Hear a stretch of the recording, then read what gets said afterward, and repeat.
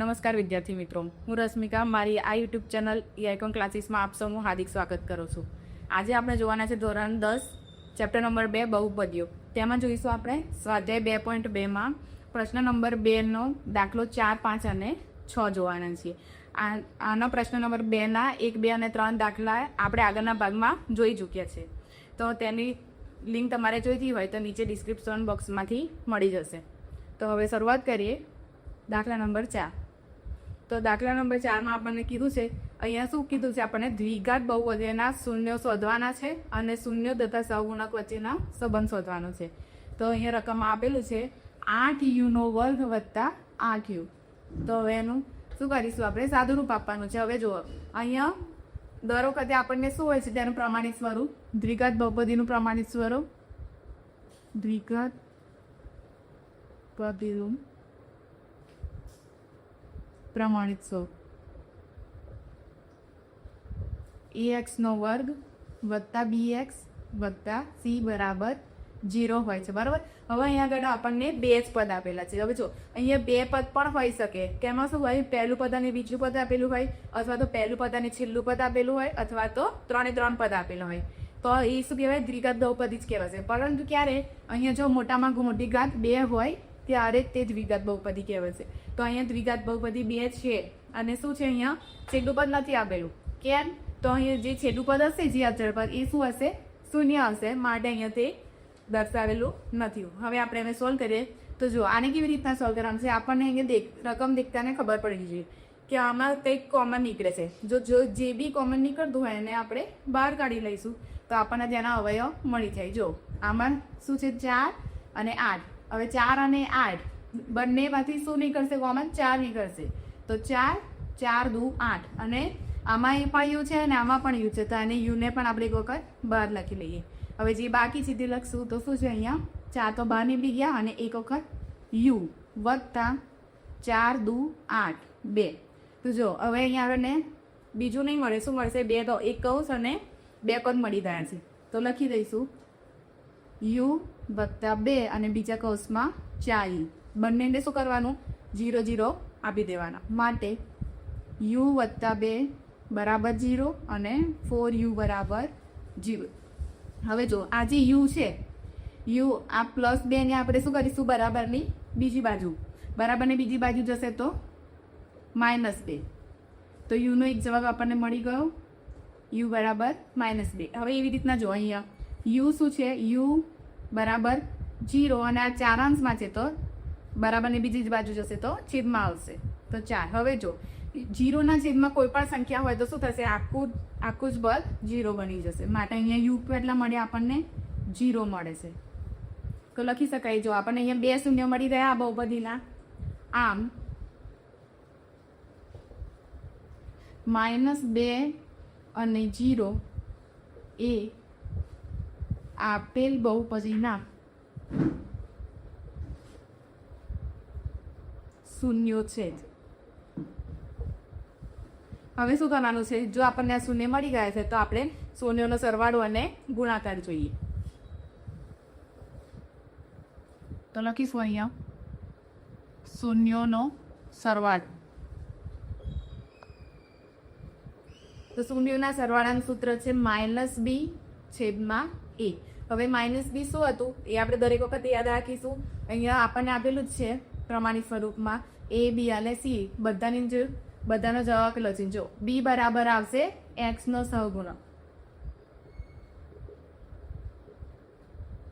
અહીંયા x કેવા, આમ કેવા છે, માઇનસ, એટલે અહીંયા આવશે -x. અને a શું છે, તો x² નો સહગુણક. ચલો હવે કિંમતો મૂકીશું. શું, શૂન્યનો સરવાળો કરવાના છે, એટલે કયા બે શૂન્ય મળ્યા છે આપણને, અહીંયા -2 અને 0. તો બંનેનો સરવાળો કરીશું, -2 વત્તા 0. હવે -2 વત્તા 0 બરાબર -2 મળશે. એવી જ રીતના અહીંયા -2 છેદમાં એમાં કિંમત મૂકીએ, -b ની કિંમત શું છે, હવે જો અહીંયા b કેટલા આપેલા છે, આપણને 8 આપેલા છે, 8 છેદમાં a, એની કિંમત છે 4. હવે જુઓ અહીંયા આ b કેવો છે, માઇનસ, એટલે અહીંયા આપણે માઇનસની નિશાની મૂકીશું, બરાબર 4 દુ 8. બરાબર કેટલો મળશે -2. તો આનો જવાબ મળી ગયો -2 અને આ મળી ગયો -2. હવે બંને કેવા છે? સરખા છે, માટે આ શું થયા? આપણને શૂન્યનો સરવાળો મળી ગયો. હવે આ ગણીએ આગળ શૂન્યનો ગુણાકાર. ફરીથી શૂન્યના ગુણાકારનું સૂત્ર શું હતું? તો c ના છેદમાં a. c શું છે? અચળ પદ, અને a x વર્ગનો સહગુણક. આવા દરેક વાક્ય આપણે દરેક સ્ટેપમાં લખવા જ પડશે. શૂન્યનો ગુણાકાર કેટલો થશે? શૂન્યનો ગુણાકાર તો અહીંયા જે શૂન્ય મળે છે એનો ગુણાકાર કરીશું -2 ગુણ્યા 0. હવે જો 0 કોઈ પણ સંખ્યા સાથે ગુણાશે તો એ આખું પદ કેવું થઈ જશે? 0 મળી જશે. હવે કિંમત મૂકીશું c ના છેદમાં a. હવે c શું આપેલું છે આપણને રકમમાં? તો c તો આપણને આપેલું જ નથી, એટલે c શું હશે? 0. 0 ના છેદમાં a. નો સહગુણક કેટલો છે? 4. ફરીથી 0, જો 0 કોઈની સાથે ગુણાયેલો હતો અથવા તો 0 ના છેદમાં કોઈ પણ સંખ્યા હોય તો એનો જવાબ શું આવશે? હંમેશા 0 જ આવશે. આમ શું મળે છે? બંને જવાબ સરખા, માટે આ શૂન્યનો ગુણાકાર આપણને મળી જશે. હવે આપણે આગળનો દાખલો નંબર 5 જોઈએ. હવે દાખલો નંબર 5 જોઈશું. તો જો રકમમાં આપણને આપેલું છે t² - 15. હવે આ કેવી દ્વિઘાત બહુપદી છે? તો આમાં પહેલું પદ આપેલું છે આપણને અને છેલ્લું પદ આપેલું છે. આમાં કોઈ ચલ ગુણાયેલો નથી, એટલે આ શું હશે? અચળ પદ હશે. હવે દેખો આમાં જો t² છે, t² - 15. હવે આ બંને શું છે? તો આ એક નિત્યસમ છે, જે ધોરણ 9માં આપણે શીખી ગયા છે આગળ. તો કેવી રીતના આવશે? જ્યારે કોઈ પણ પદ હોય, પહેલું પદ અને બીજું પદ, અને બંનેનો વર્ગ હોય અને વચ્ચે માઇનસ હોય, તો શું થશે? આમ આ નિત્યસમમાં તો બંનેના અવયવ પડશે. મતલબ કે એક વખત પ્લસ આવશે અને એક વખત માઇનસ આવશે. ધારો કે આ પહેલું પદ a છે અને બીજું પદ b છે, તો અને વચ્ચે માઇનસની નિશાની હોય તો શું થશે? a + b અને a - b. આવા બંનેના અવયવ પડશે. તો બસ આ જ અવયવની રીત આપણે આ દાખલામાં લાગુ પાડીએ.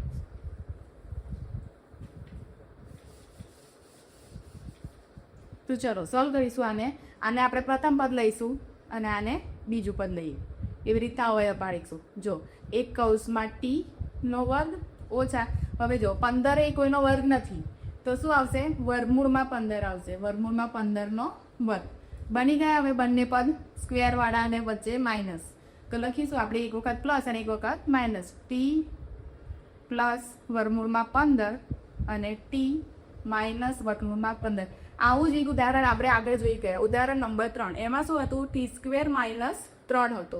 એવી રીતના આપણે શું લીધા હતા? એમાં વર્ગમૂળમાં 3 લીધા હતા અને આમાં લઈશું વર્ગમૂળમાં 15. હવે શું કરીએ? બંનેને 0 0 આપી દેવાના. t પ્લસ વર્ગમૂળમાં 15 બરાબર 0. એવી રીતના t માઇનસ વર્ગમૂળમાં 15 બરાબર 0. તો સોલ્વ કરીશું હવે. તો જો આ +15 છે, બરાબરની બીજી જે બાજુ જશે તો -15. તો t બરાબર -15. આ શું મળ્યું આપણને? t નો એક જવાબ મળે. એવી જ રીતના t બરાબર આ -15 બરાબરની બીજી બાજુ જાય તો +15 વર્ગમૂળમાં 15. આ શું છે? તો t ના બંને શૂન્ય છે. આમ -15 અને વર્ગમૂળમાં 15 આવશે.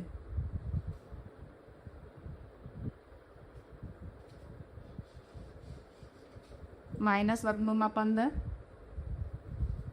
અને પ્લસ વર્ગમૂળમાં 15 બંને આપેલ બહુપદીના શૂન્યો છે.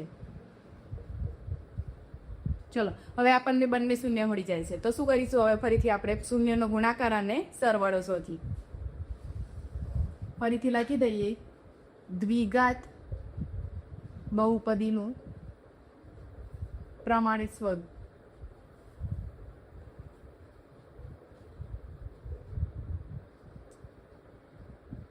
તો શું થશે? ax² + bx + c બરાબર 0. આ શું છે? પ્રમાણિક સ્વરૂપનું સૂત્ર.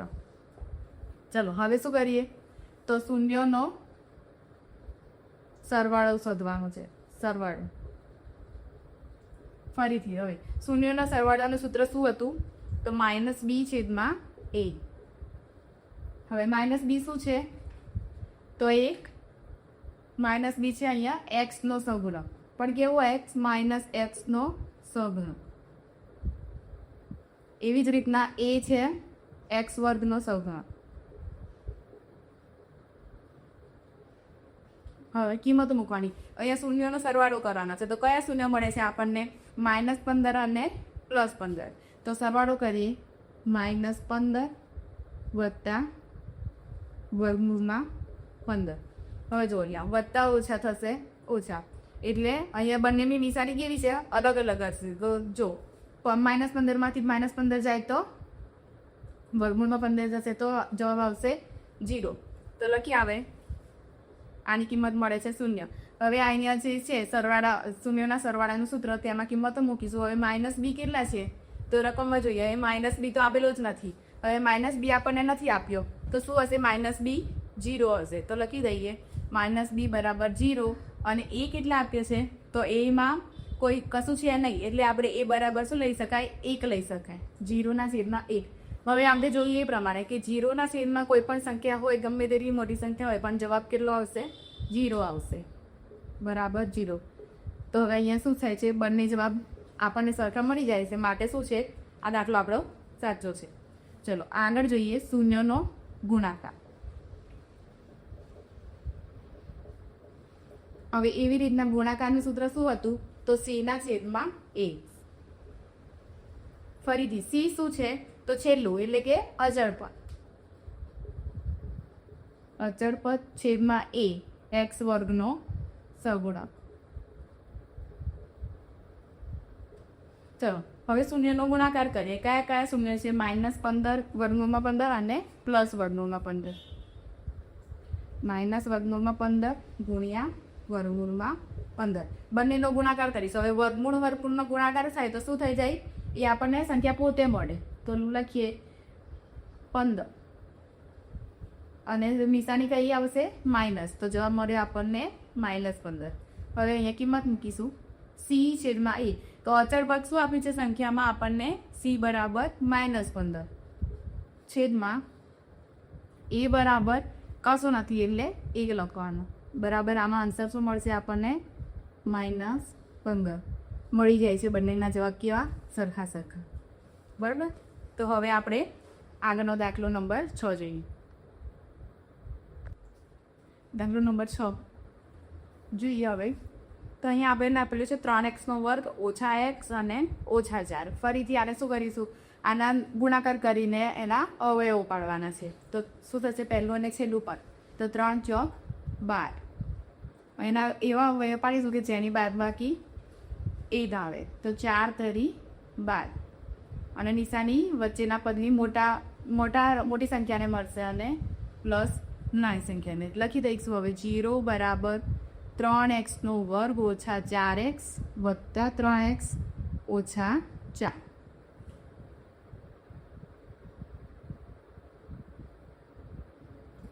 ચલો હવે એને સોલ્વ કરીશું. જો જે કોમન છે એ આપણે નીકાળીએ. તો આમાં શું કોમન છે બંનેમાં? બંને બેના ભાગ કાઢી લઈએ. તો x કૌંસમાં 3x - 4. એ રીતના હવે આ બંનેમાંથી તો કશું કોમન છે નહીં, એટલે શું નીકળશે? ખાલી 1. 3x - 4. ચલો હવે બંનેની એક વખત લખી દઈશું. 3x - 4 અને બીજા કૌંસમાં x વત્તા 1. બંનેને હવે આપણે એક વખત 0 આપવાના છે. તો 3x - 4 બરાબર 0 અને x વત્તા 1 બરાબર 0. સાદું રૂપ આપીએ તો 3x અને -4 બરાબરની બીજી બાજુ જશે એટલે +4. x બરાબર 4/3. આ શું મળ્યું આપણને? 1 xની કિંમત મળશે. એવી જ રીતના અહીંયા x બરાબર 1 પેલી બાજુ જશે તો -1. આમ શું મળ્યું આપણને? xની બંને કિંમતો મળી ગઈ. તો આ શું છે? આપેલ બહુપદીના બંને શૂન્યો કહેવાશે આને. આમ 4/3 અને -1 એ આપેલ બહુપદીના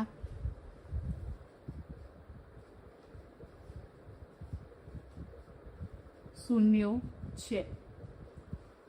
ચલો હવે બંને શૂન્ય જ્યારે આપણને મળી જાય છે તો પછી શું કરવાનું, એનો શૂન્યનો ગુણાકાર અને શૂન્યનો સરવાળો કરવાનો. તો લખીશું અહીંયા શું છે, દ્વિઘાત બહુપદીનું પ્રમાણિત સ્વરૂપ બરાબર ax નો વર્ગ વત્તા bx વત્તા c બરાબર 0. ચલો હવે શું લખીએ, શૂન્યનો સરવાળો. શૂન્યનો સરવાળો બરાબર સૂત્ર મુકાશે, બરાબર -b ના છેદમાં a બરાબર -b એટલે x નો સહગુણક, પણ કેવો x, -x, અને a બરાબર x વર્ગનો સહગુણક.